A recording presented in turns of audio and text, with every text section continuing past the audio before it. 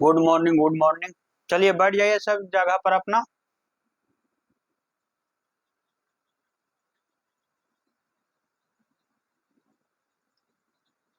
चलिए बैठ जाइए, जल्दी जल्दी बैठ जाइए। आज ऐसे भी थोड़ा लेट हो गया है। थोड़ा क्लास लेट हो गया है। क्या है ना कि इसके पहले वाला बैच में थोड़ा ज्यादा लॉन्ग चल रहा था, चैप्टर चल रहा था, तो जिसमें कुछ बचा हुआ था तो खींच दिए धार के। हाँ, उसके वजह से लेट हो गया। तो आप लोग में क्या पढ़ा रहे थे? बौद्ध धर्म पढ़ा रहे थे। बौद्ध धर्म में कहाँ तक पढ़ा दिए थे आप लोग को? अष्टांगिक मार्ग बता दिए थे।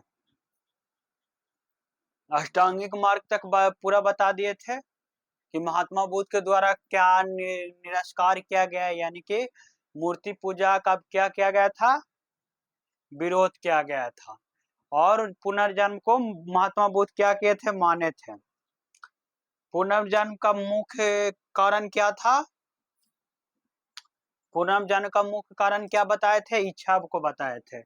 यानी कि इच्छा रखना ही मनुष्य का सबसे बड़ा पूर्ण जन्म के कारण है। ये किनके द्वारा कहा गया था? महात्मा बुद्ध के द्वारा। महावीर स्वामी को ने क्या कहा था पुनर्जन्म के बारे में? पुनर्जन्म किसके कारण होता है? आत्मा के कारण होता है। महात्मा बुद्ध बोले कि ये महात्मा बुद्ध बोले कि क्या है, इच्छा के कारण पुनर्जन्म होता है। लेकिन महावीर स्वामी क्या बोले थे? महावीर स्वामी क्या बोले थे कि आत्मा के कारण पुनर्जन्म होता है। किसके कारण? आत्मा के के कारण पुनर्जन्म होता है। इसलिए आत्मा को जितना तड़पाओगे उतना मतलब पुनर्जन्म लेने से क्या करेगा, डरेगा। यानी कि आत्मा को जब आप लोग मनुष्य रूप में जन्म लिए तो इन्होंने क्या कहा था कि इसको एकदम तड़पाओ, कोई भी इच्छा हो कुछ नहीं कि इसको पूर्ति करो। यानी कि भूखा रहो, कम खाना खाओ, मतलब ये सब जंक फूड होता है, पिज्जा चाउमीन बर्गर, ये सब नहीं खाओ। मतलब पूरा आलू गाजर मूली ये लोग खाते थे जैन धर्म में, यानी कि महावीर स्वामी ये सब नहीं सेवन करते थे। क्यों नहीं करते थे? क्योंकि इनको ऐसा लगता था कि ये जमीन से निकालने वाला चीज में कीड़ा होता है, कीटाणु होता है, जीवाणु होता है, जिसका इसको निकालने में अंत हो जाता है।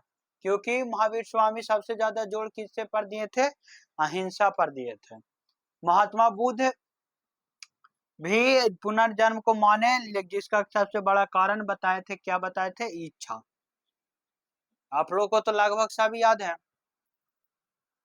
चलिए आज सब है बता दीजिए, महात्मा बुद्ध का जन्म कब हुआ था? चलिए सही है, 563 BC में। महात्मा बुद्ध का जन्म कहाँ हुआ था? नेपाल के लुम्बिनी कपिल वस्तु में। चलिए ठीक है। महात्मा बुद्ध के पिता का नाम क्या था? सुधोधन। माता? महामाया। चलिए और बता दिए ये क्वेश्चन, महात्मा बुद्ध कितने वर्ष की अवस्था में गृह को त्याग किए थे, यानी कि घर त्यागे थे? कितने वर्ष की अवस्था में?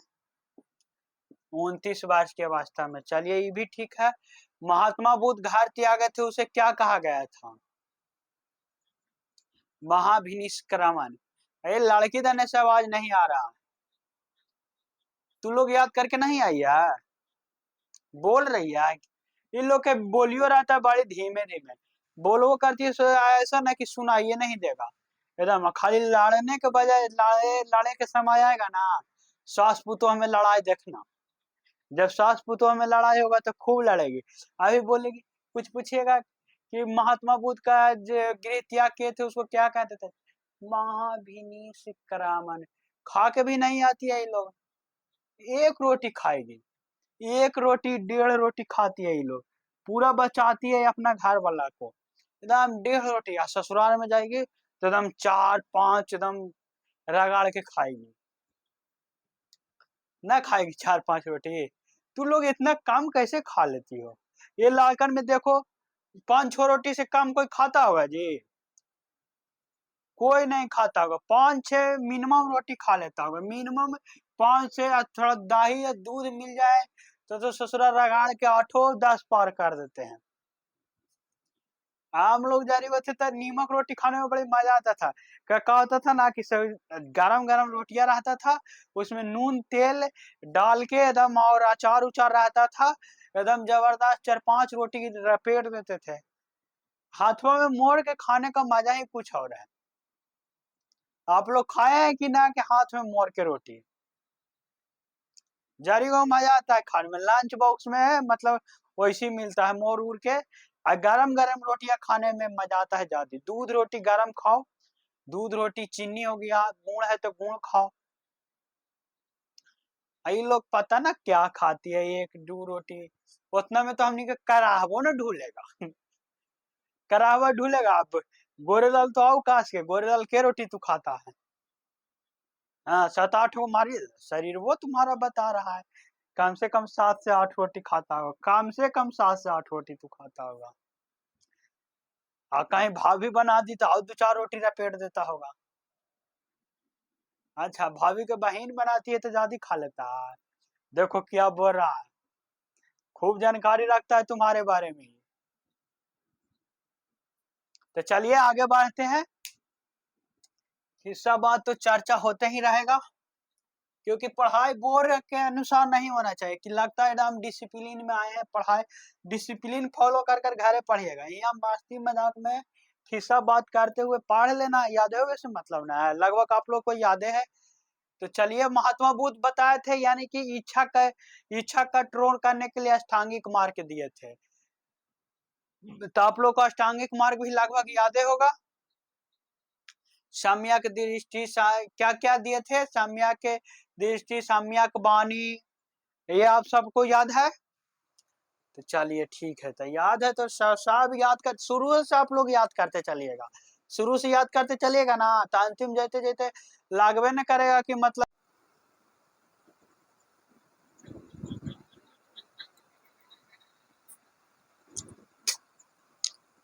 ये लाइन बड़ा समस्या बहुत ज्यादा है, लगाना पड़ेगा इन्वर्टर। जब से 125 यूनिट फ्री किया है ना, तब से एकदम भूख भाग करते रहता है। देखिए आप लोग को 2 मिनट क्लास डिस्टर्ब हो गया, चालू करो बंद करो।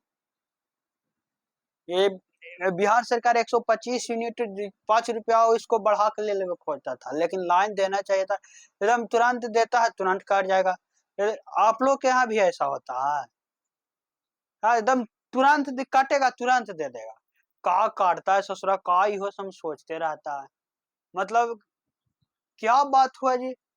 काटो तो 10 मिनट काटो, अभी 10 मिनट से काट ले था, और ससुरा दिया फिर से काट लिया। गजबे हाल है इसका। जब से 125 यूनिट फ्री हुआ ना, तब से और ज्यादा ऐसे कर रहा। पहले ठीक ठाक देता था, ना देना है तो मत दो फ्री, लेकिन काटकुट मत क्या करो। तो आप लोग को कहाँ तक पढ़ा रहे थे, क्या पढ़ा, महावीर के नॉर्मल बता रहे थे, यानी कि अष्टांगिक मार्ग बता रहे थे। तो आप लोग का अष्टांगिक मार्ग सब याद है।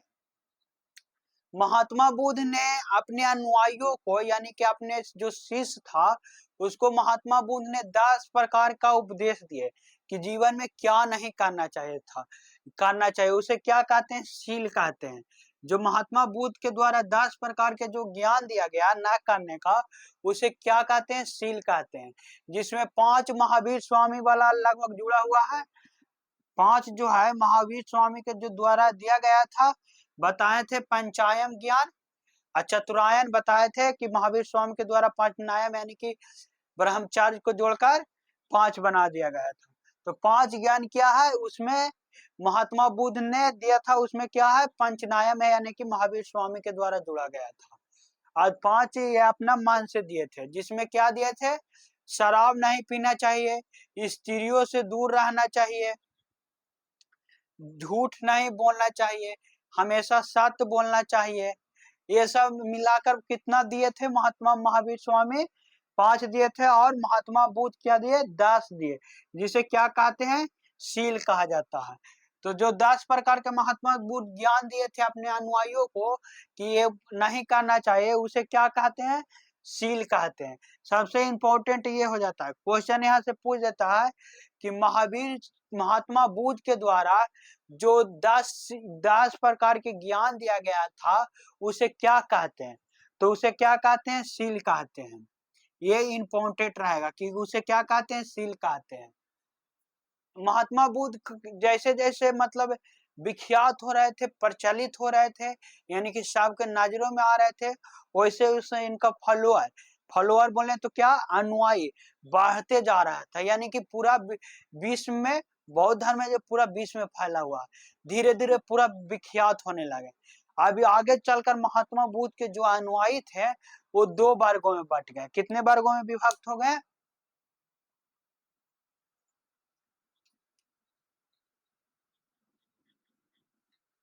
वो कितने कितने वर्गों में विभक्त हो गए, 2 वर्गों में विभक्त हो गए। 2 वर्गों में क्या हो गए, विभक्त हो गए। कौन हो गए विभक्त, महावीर महात्मा बुद्ध का जो अनुयायी थे वो 2 वर्ग में आगे चलकर विभक्त हो गए। पहला जो विभक्त हुआ उसमें पहला कौन बने, भिक्षुक बने। पहला भिक्षुक और दूसरा उपासक। उपासक। तो महात्मा बुद्ध के अनुयायी कितने वर्गों में विभक्त हुए थे, क्वेश्चन पूछ सकता है कि महात्मा बुद्ध के अनुयायी कितने वर्गों में विभक्त हुए थे, तो कितने वर्ग में विभक्त हुए थे, 2 वर्गों में विभक्त हुए थे। पहला था कौन, भिक्षु का, दूसरा उपासक। भिक्षु किसे कहते हैं, भिक्षुक यानी कि सन्यासी, जो सन्यास धारण कर लिया, यानी कि उसे मोह माया गृह जीवन से कोई मतलब नहीं है, गृहस्थ जीवन से कोई मतलब नहीं है, मोह माया बाल बच्चा पर परिवार से कोई मतलब नहीं है। यानी कि भिक्षु क्या बनकर, भिक्षुक मांगकर, भिक्षा मांगकर अपने जीवन को यापन किया, उसे क्या कहा गया, भिक्षुक। ये बौद्ध धर्म को प्रचार के लिए अपने आप को क्या बना लेते थे, सन्यासी बना लेते थे। महात्मा बुद्ध क्या थे, सन्यासी धारण किए हुए थे, वो क्या थे, भिक्षुक थे। और जो दूसरा बना, दूसरा अनुयायी जो बना, जो अनुयायी 2 भागों में विभक्त हुआ था, 2 वर्गों में जो विभक्त हुआ, उसमें दूसरा जो बना क्या बना, उपासक बना। उपासक बोले तो यानी कि जो गृहस्थ जीवन में रहकर, यानी कि सब चीज में रहकर, अपने परिवार के साथ रहकर, यानी कि व्यापार उपार करते हुए, नौकरी पेशा सब करते हुए बौद्ध धर्म को अपनाए। यानी कि अपनाने का मतलब क्या हुआ, तू लोग समझ रहा कि अपनाने के मतलब, बौद्ध धर्म अपनाने का मतलब क्या हुआ।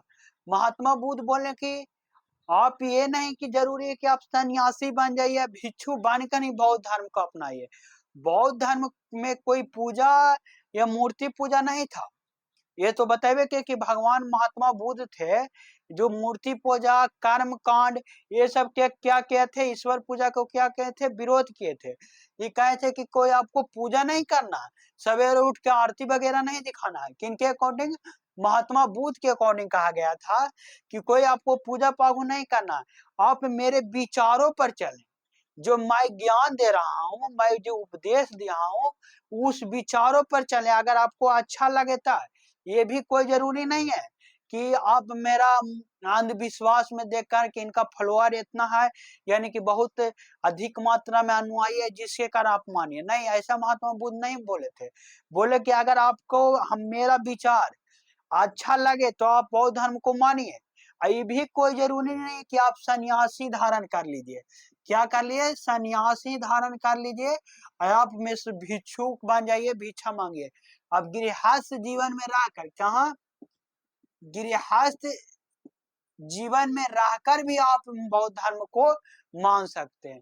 जैसे महात्मा बुद्ध ने उपदेश दिया कि चोरी नहीं करना चाहिए, तो सही बात है, इसमें मानने वाली मतलब भिक्षुक बनने का कोई जरूरत नहीं है। आप सबके साथ परिवार के साथ रह के भी चोरी नहीं कर सकते हैं। महात्मा बुद्ध ने कहा कि जो 10 शील ज्ञान दिए थे, महात्मा बुद्ध ने क्या कहा है, महात्मा बुद्ध बोले कि शराब नहीं पीना चाहिए, तो सही बात है, शराब आप परिवार के साथ भी रहकर पी नहीं सकते हैं, यानी कि रहते हुए भी नहीं पी सकते हैं, यानी कि शराब पीना अच्छा बात है जी।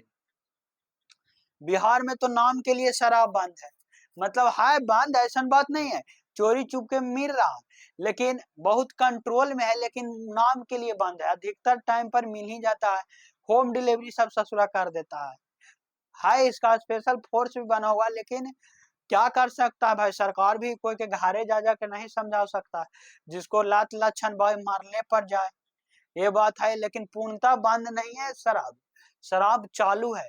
वही शराब क्या है, महंगा बिक रहा है, लेकिन जो ज्यादा नहीं पीट पाता है पुलिस के कारण। जो पुलिस है, मतलब पहले क्या होता था ना, जब बिहार में शराब चालू था, बिहार में जब शराब चालू था तो क्या होता था कि लोग दारू पी कर आकर लड़ाई झगड़ा, मतलब रोड उड पर इधर उधर हेन थे बहुत ज्यादा करता था।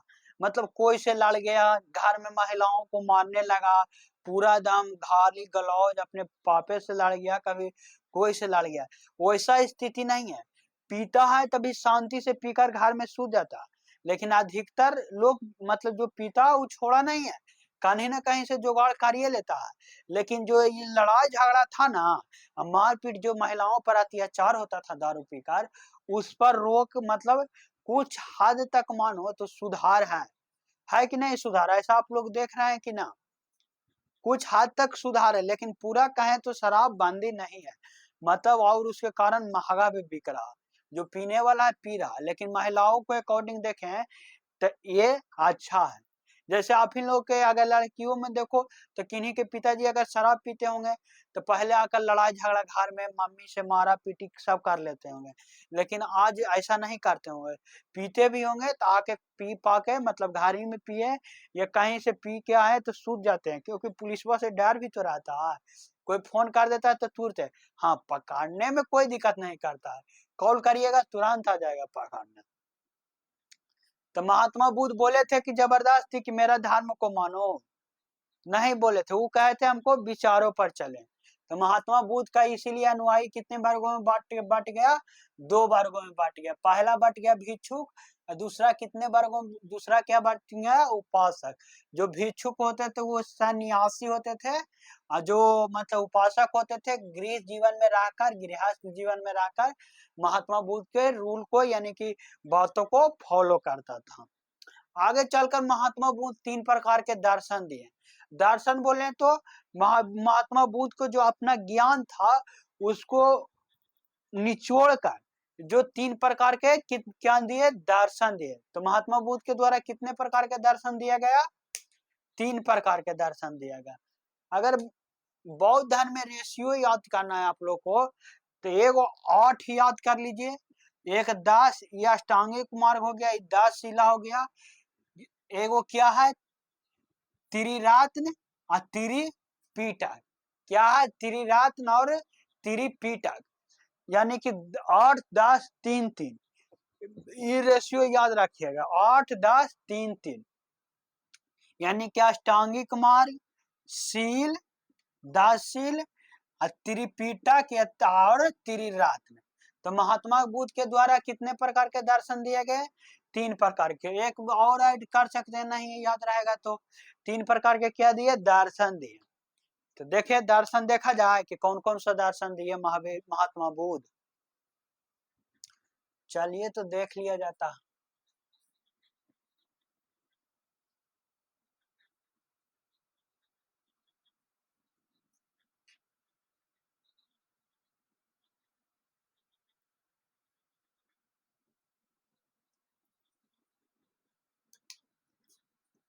हेडिंगो नहीं दिए, आप लोग बताते नहीं है।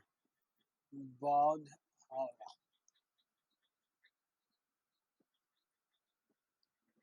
बौद्ध धर्म। तो चलिए देखते हैं महात्मा बुद्ध के द्वारा तीन प्रकार के क्या क्या दर्शन दिए गए।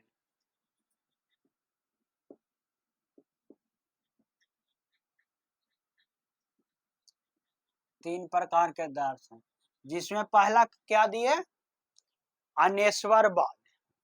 पहला दर्शन क्या था, अनेश्वरवाद।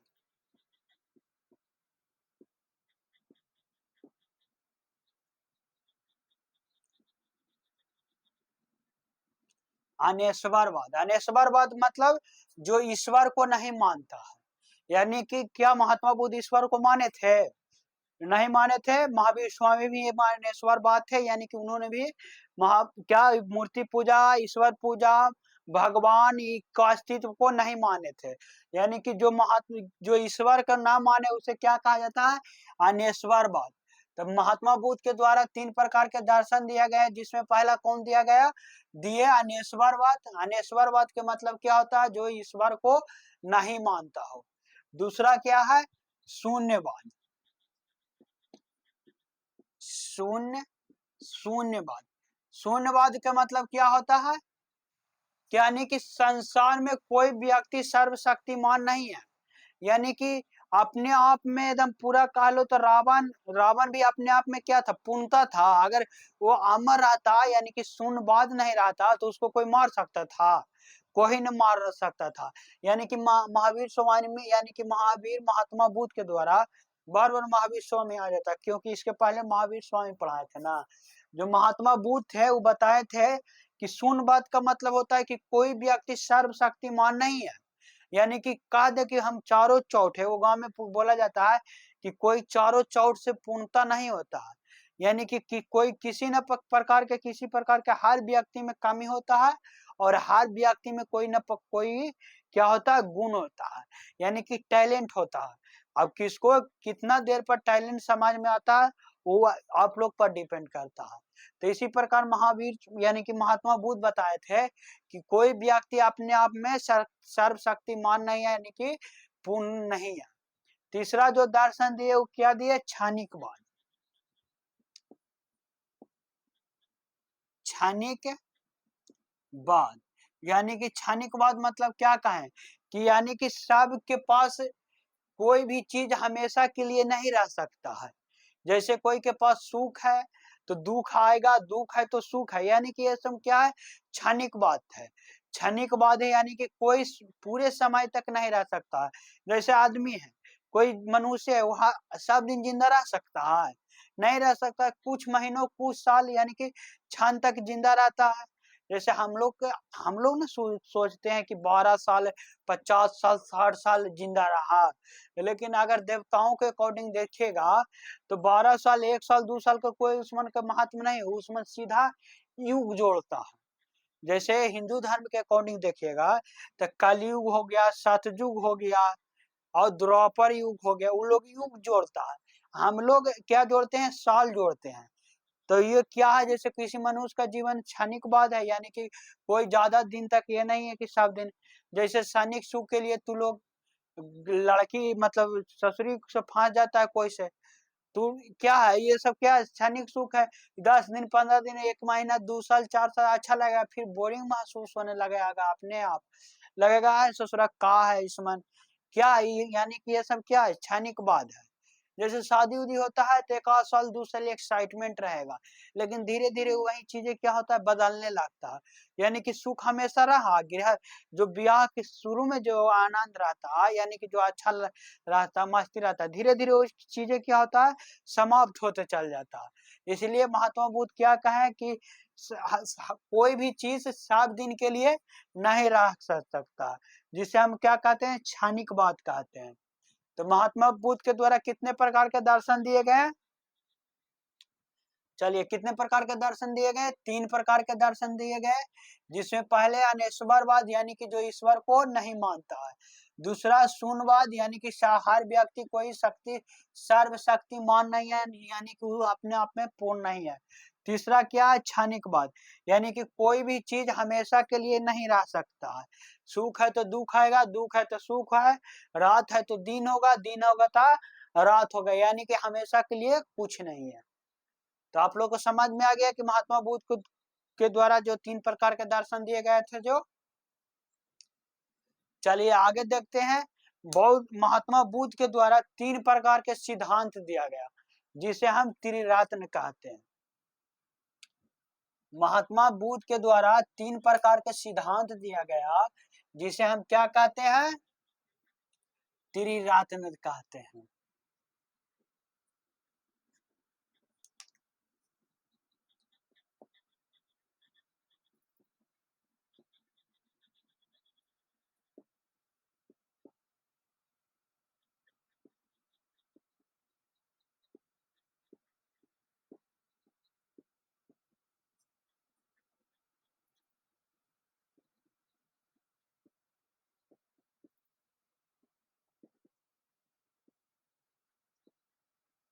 सिद्धांत दिया गया जिसे हम क्या कहते हैं, त्रिरत्न कहते हैं। तो ये आप लोग को समझ में आ गया कि महात्मा बुद्ध के द्वारा 3 प्रकार का सिद्धांत दिया गया जिसे क्या कहते हैं, त्रिरत्न कहते हैं। यानी कि सीधा सीधा माने तो महात्मा बुद्ध के द्वारा 3 त्रिरत्न सिद्धांत कौन कौन से दिया गया उसको बारे में जानते हैं। तो हेडिंग आप लोग बना लीजिए त्रिरत्न। जिनके पास नोट्स है वो नहीं लिखिएगा, जिनके पास नोट्स नहीं है वो आप लोग थोड़ा सा लिख लीजिएगा, ज्यादा नहीं लिखिएगा। आप लोग को लिखना नहीं है, समझने पर फोकस है करना चाहिए। क्योंकि हम लोग भारतीय के बारे में ऐसा बोलना जाता है कि लिखने से ज्यादा ये लोग सुनने में सक्षम होते हैं, यानी कि सुन के ही याद करना चाहिए।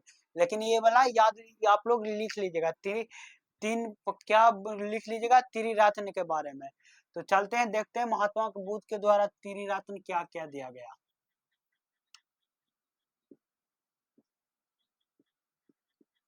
त्रिरत्न पहला कौन सा दिया गया, बुद्ध, दूसरा संघ, तीसरा धम्म।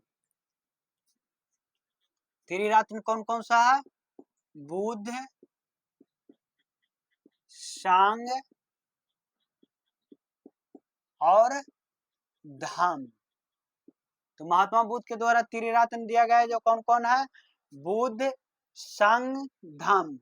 कहते हैं ना बुद्धम शरणम गच्छामि, कहते हैं कि नहीं आप लोग, बुद्धम शरणम गच्छामि। जब बौद्ध मंदिर में जाइएगा तो ये बोला जाता है बुद्धम शरणम गच्छामि।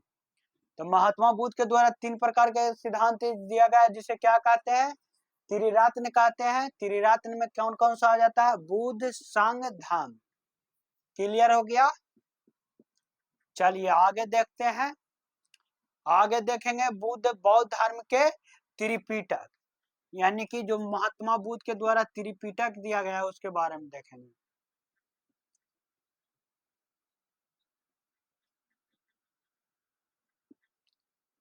त्रिपिटक महात्मा बुद्ध के द्वारा कितने प्रकार के ज्ञान दिया गया, धर्म दिया गया, 3 प्रकार के धर्म दिया गया जिसे हम क्या कहते हैं, त्रिपिटक कहते हैं। त्रिपिटक का अर्थ क्या होता है, त्रिपिटक का अर्थ हो जाए ज्ञान से भरा हुआ। क्या होता है त्रिपिटक का अर्थ, ज्ञान से भरा हुआ। अगर महात्मा यहाँ क्वेश्चन पूछ दे कि महात्मा बुद्ध के द्वारा 3 प्रकार के धर्म दिया गया उसे क्या कहते हैं, तो उसे क्या कहते हैं, त्रिपिटक कहते हैं। त्रिपिटक क्या है, बुक का नाम है। त्रिपिटक का अर्थ क्या होता है, ज्ञान से भरा हुआ। तो चलिए देखिए, पहला जो था विनय पिटक, विनय पिटक पहला कौन सा था, विनय पिटक। दूसरा सूत पिटक,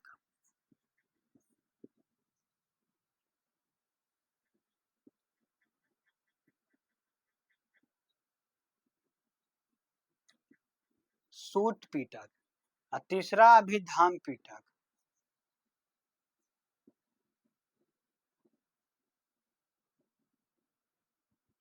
अभिधाम पिटक। तो महात्मा बुद्ध के द्वारा कितने प्रकार का धर्म दिया गया, 3 प्रकार के धर्म दिया गया जिसे हम क्या कहते हैं, त्रिपिटक। पहला क्या है, विनय पिटक, दूसरा सूत पिटक और तीसरा अभिधाम पिटक। तो आप लोग देख लीजिए एक बार कि महात्मा बुद्ध के द्वारा 3 प्रकार के सिद्धांत दिया गया जिसे हम त्रिरत्न कहते हैं, जो कौन कौन सा है, बुद्ध, संघ, धम्म। बौद्ध धर्म के द्वारा यानी कि महात्मा बुद्ध के द्वारा 3 प्रकार के धर्म दिया गया जिसे हम त्रिपिटक कहते हैं। तो कौन कौन सा है, विनय पिटक, सूत पिटक और अभिधाम पिटक। जब महात्मा बुद्ध यानी कि बौद्ध धर्म अपनाने के लिए आप लोग को मिनिमम एज 15 साल होना चाहिए। कितना साल होना चाहिए, 15 साल। यहाँ से भी क्वेश्चन पूछ सकता है कि महात्मा बुद्ध यानी कि बौद्ध धर्म को अपनाने के लिए आपका उम्र कितना होना चाहिए, तो आपका उम्र कितना होना चाहिए, 15 साल होना चाहिए। यानी कि 15 साल के उम्र आप लोग कहा है तो आप एलिजिबल है, यानी कि बौद्ध धर्म अपना सकते हैं। कितने साल की उम्र में? 15 साल की उम्र में, यानी कि बौद्ध धर्म अपनाने के लिए कैटेगरी दिया गया है। जैसे आप लोग को 18 वर्ष के बाद आप लोग फॉर्म वॉर्म भर सकते हैं, वोट वगैरह दे सकते हैं, है कि नहीं? ये वो कैटेगरी है, यानी कि एलिजिबिलिटी है कि 18 साल के बाद आप लोग वोट दे सकते हैं और गलत नेताओं को चुनकर अपने आप को बर्बाद कर सकते हैं। क्या सही बात है कि ना? वोट दिया कीजिए तो सोचा करिए, और अपने आप को, अपने घर वाला को भी सोचवाने पर सोचिए, उनको समझाइए कि वोट जाति वगैरह देख के मत दिया करिए। वोट उसको दिया कीजिए जो अच्छा हो, विकास करने में, युवा के बारे में सोचता हो। इसलिए वोट देने से पहले आप लोग सोचिए। अभी बिहार में अथी भो इलेक्शन का टाइम आ रहा है, 10 अक्टूबर से शायद अथी भी लगने वाला है, आचार संहिता भी लगने वाला है। तो इसलिए आप लोग अभी वोट दीजिए तो कोई जाति धर्म ये वो सब को छोड़कर जो मतलब विकास का बात करता हो, यानी कि जो विकास करने में इच्छा रखता हो, रोड नाली ये वो मतलब ध्यान मत दीजिए कि छोटा छोटा चीजों पर, क्योंकि बिहार के इतना स्थिति खराब हो गया है कि कुछ कह नहीं सकते हैं। ससुराल सब अपना अपना घर छोड़कर कहाँ चल जाता है कमाने के लिए 10-12 हजार रुपया। वहाँ ऐसा चीज है, मतलब सूरत में कपड़ा उपड़ा बनता है, मतलब फैक्ट्री उक्ट्री है, कहे नहीं लग सकता बिहार में? लग सकता है कि ना? तो इसमें काम किसका है? सरकारे का ना काम है। जैसे आप लोग किसी घर का मुखिया है, या अपने घर में आप लोग को 10 आदमी परिवार है, तो आप लोग मान लिया आप हेड है, तो आप हेड है तो आपको जिम्मेवारी नहीं है कि किस तरह से हम उसको मैनेज करेंगे, किस तरह से उसको रखेंगे कि घर ही में सब शांति पूर्वक रहे। हमारा हम लोग का मुखिया है जो इस मन समाज में नहीं करता। मतलब ऐसा नहीं है कि बिहार पहले से बहुत सुधरा है, लेकिन बहुत सारा और सुधार की जरूरत है। इसलिए आप लोग कभी भी वोट कीजिए तो जाति धर्म ये सब से ऊपर उठकर अपने सोच के अकॉर्डिंग वोट दिया कीजिए। ये ना कि हमार जात फलानमा है तो फलानमा के हिसाब से देंगे, ये सब गलत बात है। तो याद हो गया, चलिए आगे बढ़ते हैं। आप लोग को याद हो गया कि महात्मा बुद्ध के द्वारा 3 प्रकार के जो धर्म दिया गया था उसे क्या कहते हैं? त्रिपिटक कहते हैं। पहला विनय पिटक, दूसरा सूत पिटक, तीसरा अभिधाम पिटक। चलिए आगे देखते हैं। महात्मा बुद्ध के में प्रवेश करने का उम्र कितना था? 15 साल था। यानी कि महात्मा बुद्ध धीरे धीरे, यानी कि अपने अनुयायियों के साथ, यानी कि उनके भारत में पूरे विश्व में आप अपना उपदेश को बढ़ाते चल गए। वो महात्मा बुद्ध उपदेश देते हुए, यानी कि भारत में उपदेश देते हुए कहाँ चलाए? पावापुरी आए। यानी कि सबको समझाते बुझाते अपना, मतलब उनका जो विचार था सबको उपदेश देते हुए समझाते हुए महात्मा बुद्ध कहाँ चले? पावापुरी चले। पावापुरी कहाँ है? आप लोग को मालूम में होगा।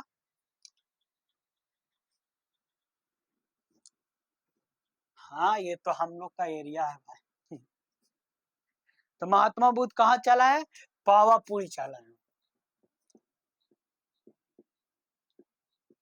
महात्मा बुद्ध अपना उपदेश देते हुए कहाँ चला है? पावापुरी आ गए। जब पावापुरी महात्मा बुद्ध आए तो वहां एक तिरछू चंद्र नामक व्यक्ति था जो सुकरमास खिला दिया महात्मा बुद्ध को। सुकरमास माने कहाँ, कहीं कहीं लिखा रहता है सुअर का मांस, या कहीं लिखा रहता है जहरीला मशरूम, यानी कि जो भी हो जहरीला मशरूम खिला दिया। कौन? त्रिछू चंद्र, त्रिछू चंद्र था जो सुकरमास महावीर स्वामी महात्मा बुद्ध को खिला दिया, जिसके वजह से महात्मा बुद्ध का मतलब डायरिया हो गया, यानी कि तबीयत बिगाड़ने लगा। क्या बिगाड़ने लगा? तबीयत बिगाड़ने लगा और डायरिया हो गया। इसी के आगे मतलब इसी के चलते महात्मा बुद्ध को मृत्यु हो गया। क्या हो गया? डायरिया के कारण ही है, यानी कि तबीयत बिगाड़ने के कारण महात्मा बुद्ध का क्या हो गया? मृत्यु हो गया। मृत्यु को क्या कहते हैं? महापरिनिर्वाण कहते हैं। तो महात्मा बुद्ध का मृत्यु मृत्यु 483 ईस्वी में हो गया, यानी कि 483 बीसी में हो गया। तो महात्मा बुद्ध का मृत्यु कब हुआ? 483 बीसी में। और जन्म कब हुआ था महात्मा बुद्ध का? 500 जन्म कब हुआ था महात्मा बुद्ध का? 563 BC में। यहाँ मृत्यु कब हुआ? 483 ईस्वी में। महात्मा बुद्ध का जन्म कहाँ हुआ था? नेपाल। सही है, नेपाल का लुम्बिनी में, नेपाल के लुम्बिनी कपिल वास्तु में हुआ था। महात्मा बुद्ध का मृत्यु कहाँ हुआ? यूपी महाजनपद कहाँ हुआ? यूपी महाजनपद कुशीनगर में हुआ। कुशीनगर में हुआ। यूपी महाजनपद के कुशीनगर में हुआ। इन्हें मृत्यु को क्या कहा जाता है? महापरिनिर्वाण कहा जाता है। तो महात्मा बुद्ध का महापरिनिर्वाण कब हुआ? 483 BC में। कहाँ हुआ?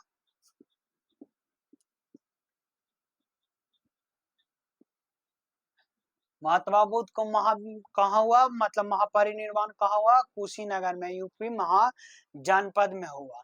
जब महात्मा बुद्ध का मृत्यु हुआ तो यहाँ के लोग ने, मतलब जो यूपी महाजनपद के लोग थे, उन्होंने इनका अंतिम संस्कार किया।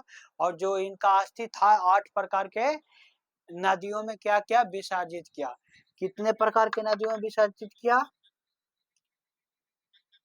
8 महास्थान पर क्या किया? विसर्जित किया, यानी कि विसर्जित किया।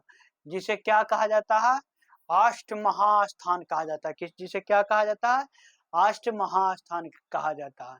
महात्मा बुद्ध ने मृत्यु से पहले कहाँ अपना जीवन बिताया था? यानी कि वर्षा ऋतु कहाँ अपना, मतलब महात्मा बुद्ध अंतिम वर्षा ऋतु वैशाली में मनाए थे, यानी कि रुक जिए थे।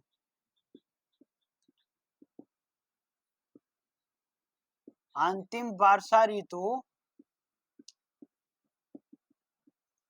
वैशाली में मतलब रहे थे। तो ये क्वेश्चन बहुत इंपॉर्टेंट हो जाता है कि महात्मा बुद्ध ने अंतिम वर्षा ऋतु कहाँ बिताया था? तो कहाँ बिताया था? वैशाली जिला में मनाया, यानी कि बिताया था। तो महात्मा बुद्ध ने अंतिम वर्षा ऋतु कहाँ बिताया था? या बिताए थे? वैशाली जिला में बिताए थे। महात्मा बुद्ध का जन्म कब हुआ था? 563 BC में। महात्मा बुद्ध का मृत्यु कब हुआ? 483 BC में। कहाँ हुआ? कुशीनगर में। महात्मा बुद्ध का महापरिनिर्वाण को ही मृत्यु कहा जाता है, यानी कि महात्मा बुद्ध का महापरिनिर्वाण 483 BC में यूपी महाजनपद के कुशीनगर में हुआ। कहाँ हुआ? कुशीनगर में हुआ।